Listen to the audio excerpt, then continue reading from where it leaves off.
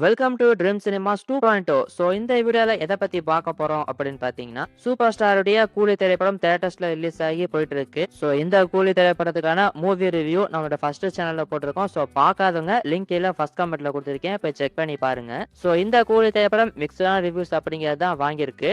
ரொம்ப பாசிட்டிவா ரிவ்யூஸ் வாங்கியிருக்கான்னு கேட்டீங்கன்னா கண்டிப்பாவே கிடையாது. ஒரு சில பேர் நல்லா இருக்கு அப்படின்னு சொல்றாங்க, ஒரு சில பேர் மிக்ஸ்டா ரிவ்யூஸ் தான் கொடுத்துட்டு இருக்காங்க. ஸோ ஏன் இந்த கூலி திரைப்படத்துக்கு மிக்ஸ்டா ரிவ்யூஸ் வந்திருக்கு, ஸோ லோகஸ் கராஜ் இந்த திரைப்படத்துல அப்படி என்ன மிஸ்டேக்ஸ் எல்லாம் பண்ணிருக்காரு அப்படிங்கிற பத்தி தான் இந்த வீடியோல நம்ம பார்க்க போறோம். சோ இந்த ட்ரீம் சினிமாஸ் 2.0 சேனலை நீங்க ஃபர்ஸ்ட் டைம் விசிட் பண்றீங்க அப்படின்னா மறக்காம சப்ஸ்கிரைப் பண்ணி வச்சுக்கோங்க. இப்ப வாங்க வீடியோக்குள்ள போலாம்.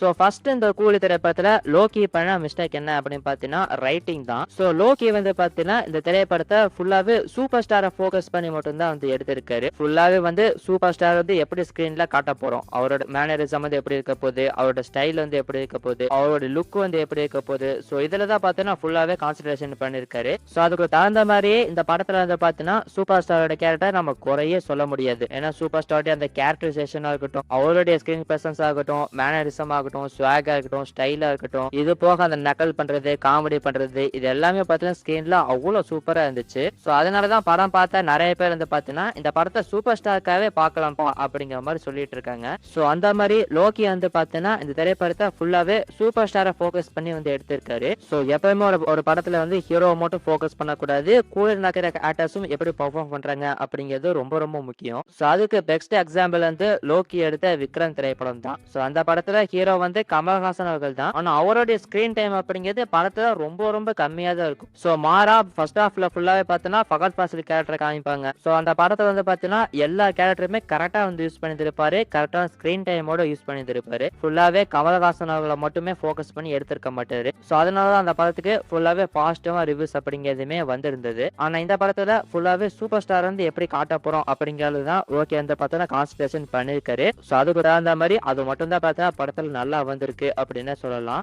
சூப்பர் ஸ்டாரை தாண்டி படத்துல ஓரளவுக்கு நிக்கிற கேரக்டர் தான் சௌபினுடைய கேரக்டரைசேஷன் தான். ஆக்சுவலா ஃபர்ஸ்ட் இந்த படத்தை எழுதும் போது இந்த சௌபினோட கேரக்டர் பார்த்தீங்கன்னா படத்துல கிடையாது. சோ அதுக்கப்புறமா இதுக்கு ஒரு கேரக்டர் இருந்தா நல்லா இருக்கும் அப்படிங்கிற மாதிரி லோக்கி யோசிச்சுதான் அந்த கேரக்டருக்கு மட்டும் தனியா வந்து பாத்தீங்கன்னா 6 மாசம் ஒர்க் பண்ணிருக்காரு. சோ அப்படிதான் பார்த்தா சௌபினோட கேரக்டர் வந்து உருவாகிருக்கு. சோ அந்த கேரக்டர்ல ஃபர்ஸ்ட் நடிக்கிறதுக்கு ஃபகத் ஃபாசில் தான் அப்ரோச் பண்ணிருக்காங்க. சோ ஃபகத் ஃபாசிலுடைய டேட் இல்லாதனாலதான் சௌபினை பார்த்தீங்கன்னா இவங்க ஓகே பண்ணிருக்காங்க. அவர் எழுதனுக்கு தகுந்த மாதிரி சௌபினோட கேரக்டர் வந்து பார்த்தா படத்துல சூப்பராகவே இருக்கும். ஸோ படத்துல சூப்பர் ஸ்டாருக்கு அடுத்து மனசில் நிற்கக்கூடிய கேரக்டர் வந்து சௌபினுடைய கேரக்டரைசேஷன் தான். ஸோ அதே மாதிரி ரச்சிதாராம் அவங்களோட கேரக்டரைசேஷன் பார்த்தீங்கன்னா சூப்பரா இருந்துச்சு. மொத்தமே படத்துல ஒரு காமனா தான் வருவாங்க, ஆனா அவங்களோட இம்பாக்ட் வந்து பார்த்தீங்கன்னா படத்துல சூப்பராகவே இருந்துச்சு அப்படின்னு சொல்லலாம். ஸோ மொத்தத்துல சூப்பர் ஸ்டார் சௌபின் அண்ட் ரச்சிதாராம் இவங்க 3 பேரை தாண்டி படத்துல எல்லாருமே பார்த்தீங்கன்னா லோக்கி இருந்துட்டு வேஸ்ட் தான் பண்ணிருக்காரு. ஸோ ஸ்ருதிஹாசன் கேரக்டர் கூட ஓரளவுக்கு ஓகே அப்படிங்கிற மாதிரி இருந்துச்சு. சத்யராஜோட கேரக்டர் எடுத்துக்கிட்டோம் அப்படின்னா இந்த படத்தோட ஸ்டோரியே அவரோட கொலை சம்பந்தப்பட்டு தான் நடக்குது. ஆனா அவருடைய இம்பார்ட்டன்ஸ் அப்படிங்கிறது ரொம்ப ரொம்ப கம்மி தான். அவரோட ஸ்கிரீன் டைம் அப்படிங்கிறதுல ரொம்ப ரொம்ப கம்மியா தான் இருந்துச்சு. அண்ட் அதே மாதிரி நாகார்ஜுனாவில் எடுத்துக்கிட்டோம் அப்படின்னா படத்துல என்னதான் வில்லனா இருந்தாலும் ரொம்ப டெட்லியான வில்லனா நடிச்சிருக்காரா அப்படின்னு கேட்டீங்கன்னா கண்டிப்பாவே கிடையாது. ஒரு கிளிஷேவான வில்லனா தான் நாகார்ஜுனா பார்த்தீங்கன்னா திரைப்படத்தை நடிச்சிருக்காரு. சோ இது போக உபேந்திராவாகட்டும்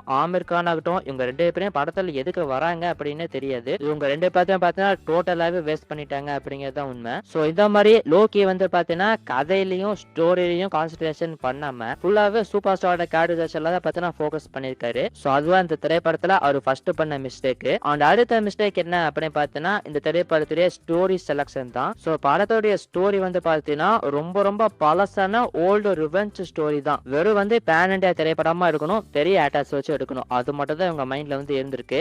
மற்றபடி படத்துடைய கதை வந்து எதமா இருக்க போகுது, ஸ்கிரீன் பிளே வந்து எப்படி இருக்க போகுது அப்படிங்கலாம் சுத்தமா ஃபோக்கஸே பண்ணாம தான் எடுத்திருக்காங்க. சோ படத்துடைய கதை வந்து பார்த்தீங்கன்னா படத்துக்கு மிகப்பெரிய மைனஸ் தான். சரி கதை தான் பழசா இருக்கு, ஸ்கிரீன் பிளே வச்சு புதுசா பண்ணிக்கலாமே. சோ லோக்கி பண்ண 3வது மிஸ்டேக் வந்து இதுதான். அதாவது கதை வந்து பாத்தீங்கன்னா ஒரு அழகா பழசான ஓல்டு ரிவெஞ்ச் ஸ்டோரி தான். சரி கதை ஒன்னும் பழசா இருக்கிறது பிரச்சனை கிடையாது, ஆனா ஸ்கிரீன் பிளே மூலமா அது வந்து புதுசாவே எலாபரேட் பண்ணி காமிச்சிருக்கலாம். சோ லோக்கியோட ஸ்கிரீன் பிளே பத்தி உங்களுக்கே தெரியும், ஒரே நைட்ல தரமான படத்தை கொடுத்தவர். சோ லியோட ஃபர்ஸ்ட் ஹாஃப்ல பார்த்து இருப்பீங்க. அண்ட் விக்ரமோட ஸ்கிரீன் பிளே பார்த்தீங்கன்னா அவ்வளவு சூப்பரா இருக்கும். சோ இந்த மாதிரி ஸ்கிரீன் பிளேக்கு பேர் போன போன நம்ம லோகேஷ் காரராஜ் வந்து பாத்தீங்கன்னா இந்த திரைப்படத்துல ஸ்கிரீன் பிளேவே பண்ணல அப்படிங்கிறது தாங்க உண்மை. ஃபர்ஸ்ட் ஹாஃப் கூட வந்து பாத்தீங்கன்னா ஓரளவுக்கு எப்படி ஒர்க் அவுட் ஆச்சு, கதை வந்து பாத்தீங்கன்னா கரெக்டா மூவ் ஆச்சு, அந்த ஒரு ஹை பாயிண்ட்ல ஒரு நீட்டான இன்டர்வியூ முடிச்சிருந்தாங்க. சோ செகண்ட் ஹாஃப்ல ரைட்டிங்ல நம்ம லோகி வந்துட்டு திணறது ஸ்கிரீன்ல பார்த்து நம்மளுக்கு அப்படியே தெரியும். செகண்ட் ஹாஃப்ல வந்து பாத்தீங்கன்னா வெறும் ஓடி பிடிச்சதான் விளையாண்டுருப்பாங்க, வெறும் சேசிங் மட்டும் தான் பாத்தீங்கன்னா செகண்ட் ஹாஃப்ல வந்து இருக்கும். லைக் இந்த குபேரா திரைப்படத்தை நம்ம எடுத்துக்கலாமே, இப்ப அந்த படத்தோட ஃபர்ஸ்ட் ஹாஃப்ல வந்து பாத்தீங்கன்னா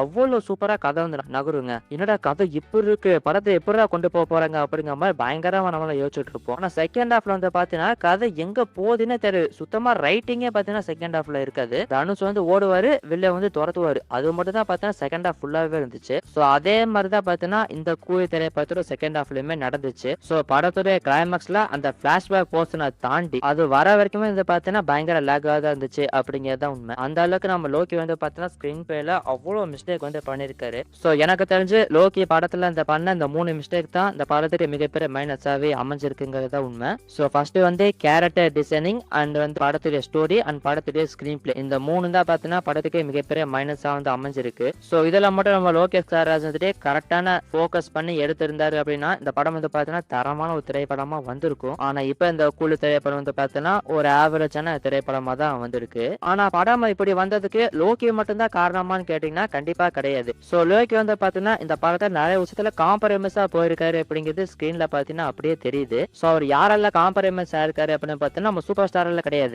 ஏன்னா எப்பவுமே வந்து பாத்தீங்கன்னா சூப்பர் ஸ்டார் வந்து டைரக்டருக்கு மட்டும் தான் இம்பார்ட்டன்ஸ் வந்து கொடுப்பாரு. சோ யாரால காம்ப்ரமைஸ் ஆயிருக்காரு அப்படின்னு பாத்தீங்கன்னா சன் பிக்சர்ஸ்னால தான். ஏன்னா இந்த கூலி திரைப்படத்தை பேன் இண்டியா படமா மாத்தணும், பேன் இண்டியாவை ஜெயில திரைப்படம் மாதிரி பெரிய பிசினஸ் பண்ணணும் அப்படிங்கிற காரணத்தால லோகி வந்து பாத்தீங்கன்னா திரைப்படத்துல கொண்டு வந்தாங்க. சோ இந்த மோனிகா சாங் வச்சதா இருக்கட்டும், உபேந்திராவை கூப்பிட்டதா இருக்கட்டும், ஆமீர் கானை கூப்பிட்டதா இருக்கட்டும், இது எல்லாமே பாத்தீங்கன்னா வெறும் பிசினஸ்க்காக மட்டும்தான். இது எல்லாமே பாத்தீங்கன்னா சன் பிக்சர்ஸோட ஐடியாவா இருக்கும் தான் நான் வந்து நினைக்கிறேன். ஏன்னா ஜெயில திரைப்படத்துல காவாலா சாங் எப்படி இருந்துச்சோ அதே மாதிரி மோனிகா சாங் இந்த படத்துல, அண்ட் அதே மாதிரி ஜெயிலர் படத்துல நம்ம சிவராஜ்குமார் வந்துட்டு எப்படி வந்தாரோ அதே மாதிரி இந்த படத்துல வந்து பாத்தீங்கன்னா உபேந்திராவை யூஸ் பண்ணிருக்காங்க. அண்ட் ஆல்சோ ஹிந்தி மார்க்கெட்டை பிடிக்கணும் அப்படிங்கிறதுக்காக ஆமீர் கான் வந்து பாத்தீங்கன்னா கூப்பிட்டு வந்திருக்காங்க. சோ இது எல்லாமே பாத்தீங்கன்னா நம்ம லோகேஷ் காரராஜ் காம்ப்ரமைஸ் ஆகிய பண்ண மாதிரி தான் எனக்கு வந்து தெரியுது. சோ இதை பத்தி நீங்க என்ன நினைக்கிறீங்க அப்படிங்கறத கமெண்ட் செக்ஷன்ல சொல்லுங்க.